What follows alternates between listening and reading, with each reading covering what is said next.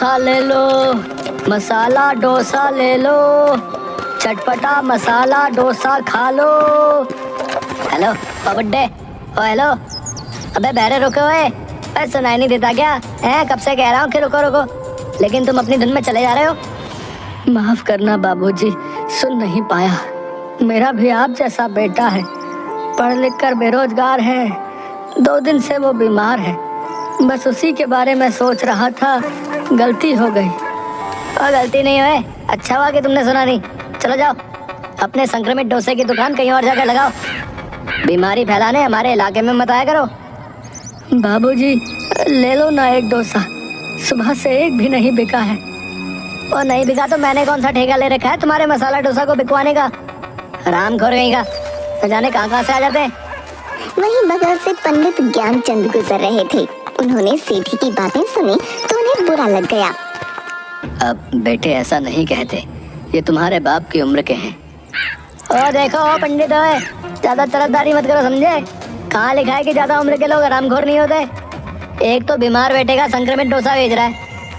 अगर नहीं बेचेगा तो खाएगा क्या? और बेटे का इलाज कैसे करवाएगा?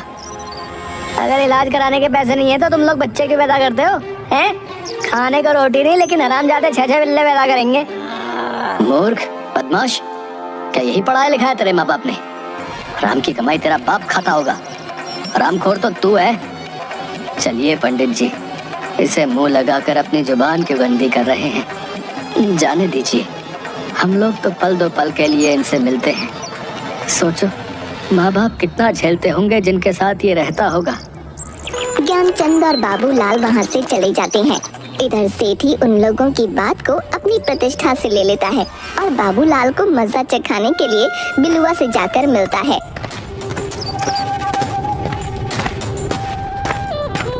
समझ गया ना क्या करना है?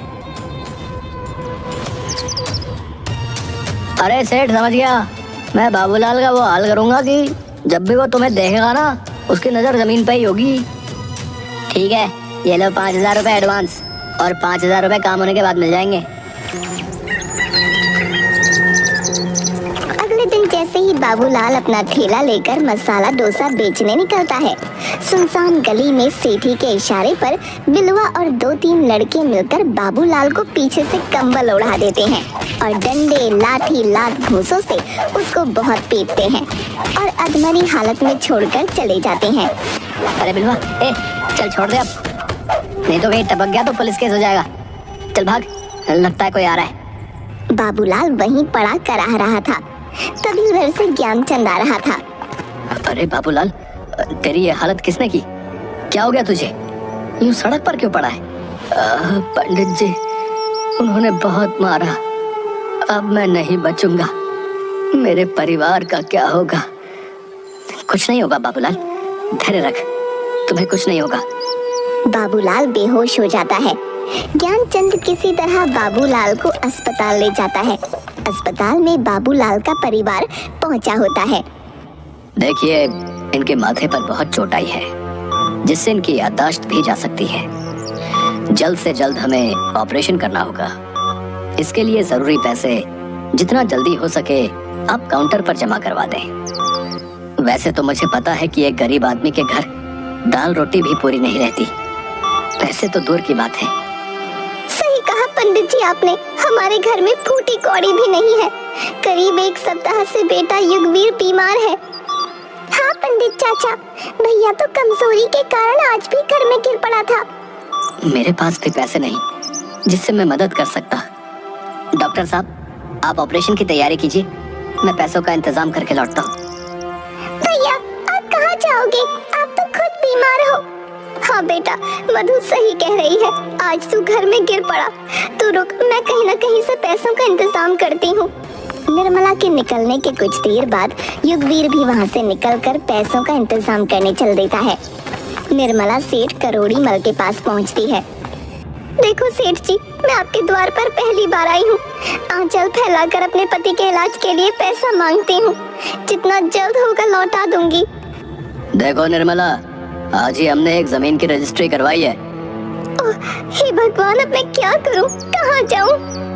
तुम कहो तो मैं अपने मित्र से बात करके पैसे दिलवा दूंगा। लेकिन इसके बदले तुम्हें मकान के कागज देने होंगे। नहीं, मकान हमारे पूर्वजों की एकमात्र निशानी है। ठीक है, तो पैसों का इंतजाम और कहीं से कर लो।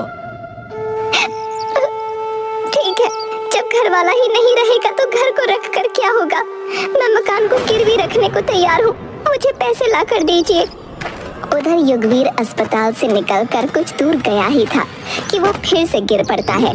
अस्पताल के स्टाफ के लोग उसे पकड़कर अस्पताल में भर्ती करवा देते हैं। निर्मला सेठ से पैसा लेकर सीधा अस्पताल पहुंचती है।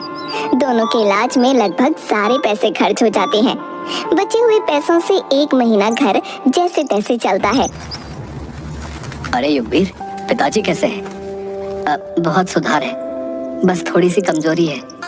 तभी निर्मला आकर बोलती है, अरे पंडित जी, घर के अंदर आइए ना। बाहर से हालचाल पूछ यूं ही चले जा रहे हैं। आपसे मिलकर उन्हें भी मन लग जाएगा। दिन भर बिस्तर पर पड़े पड़े जाने क्या सोचते रहते हैं। मधु, पंडित जी के लिए जरा चाय तो बना कर लाना। कैसे हो बाबूलाल? अब तबीयत कैसी है तुम्हारी? ठीक है पंडित जी, सब आपकी कृपा है। बस तुम चिंता क्यों करते रहते हो? भगवान सब ठीक कर देंगे। चिंता कैसे न करूं पंडित जी, विवाह योग्य जवान बेटी घर में बैठी है। युगवीर पढ़ लिख कर भी बेरोजगार घर में पड़ा है। मेरी हालत तो बिलवा और सेठी ने मिलकर ऐसी कर दी है कि किसी काम का ना रहा। क्या कहा? सेठी और बिलवा ने मिलकर आप पर हमला किया? मैंने उन दोनों को मजा न चखाया तो मेरा नाम भी युगवीर नहीं। बेटा, जाने दे, हम लोग गरीब हैं, घर में रोटी कैसे बनेगी, इसके अलावा कुछ नहीं सोचते। हाँ बेटा, अब घर की सारी जिम्मेदारी तुम ही पर है। घर भी गिरवी से छुड़ाना है। अब ठीक है बेटा, अब मैं चलता हूँ, मुझे एक पूजा करवानी है। पंडित जी के जाने के बाद, क्यों नहीं मधु, तुमने पंडित जी को चाय क्यों नहीं दी? माँ, एक भी चम्मच चीनी नहीं है घर में। ओह हे भगवान, इतनी दरिद्रता किसी को ना दिखाना कि घर में पंडित जी को एक कप चाय तक देना नसीब ना हो। तभी सेठ करोड़ीमल अपने लठैतों के साथ वहाँ आता है। चलो निर्मला, 1 महीने से ज्यादा हो गया, अब मैं बर्दाश्त नहीं कर सकता। निकलो घर से और चाबी लाओ घर की। घर की चाबी? और तुम्हें क्यों दूं? क्योंकि अब ये घर मेरा है। तुमने जो बाबूलाल के इलाज के लिए घर भेज दिया था, वो याद नहीं क्या है? ये देखो उसके कागज। अरे चलो भाइयों, अपने अपने काम पर लग जाओ। सारा सामान बाहर निकाल कर ताला लगाओ जल्दी। कमीने, तुझे कीड़े पड़ेंगे। गिरवी के नाम पर पूरा मकान लिखवा लिया। याद रख करोड़ीमल, ऊपर वाला सब देख रहा है। करोड़ीमल सारा सामान घर के बाहर फेंकवा कर घर में ताला लगा देता है। बाबूलाल का परिवार जैसे तैसे ज्ञानचंद के मकान में शरण लेते हैं। युगवीर बाबूलाल वाला ठेला ठीक करवा कर मसाला डोसा अपने नए अंदाज में बेचना चालू कर देता है। भैया आओ, भाभी आओ, चाचा के संग चाची आओ, मौसी और मौसा आओ, दुनिया का बेस्ट मसाला डोसा खाओ। दिन भर में मात्र 3 डोसे बिकते हैं। रात को लौटते समय युगवीर बरगद के पेड़ के नीचे ठेला लगाकर निराश मन से सोचता है, हे भगवान, अब क्या करूं? इतनी मेहनत के बाद मात्र 3 डोसे बिके। राशन वाले का कर्ज हो गया अलग से, बाप अपाहिज पड़ा है, बहन भी शादी लायक है, घर बार बिक चुके हैं। मैं हट्टा कट्टा होकर भी कुछ नहीं कर सकता, मुझे मर जाना चाहिए। इतने में युगवीर बांसी लगाने जा रहा था।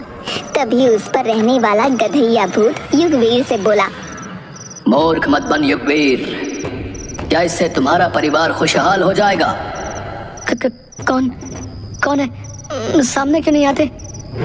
मैं हूँ गधैया भूत। इतनी जल्दी हार मान गए? सोचो, तुम्हारे पिताजी ने 20 साल से न जाने कितने दुख झेलकर तुम्हें पढ़ाया लिखाया। देखो युगवीर, मैं एक मस्त मौला भूत हूँ, तुम अच्छे इंसान हो, इसलिए मैं तुम्हारी मदद करूंगा। मैं क्या करूं? पूरी मेहनत और लगन से डोसा बेचने निकला, लेकिन मात्र 3 डोसे बिके। मुझे पता है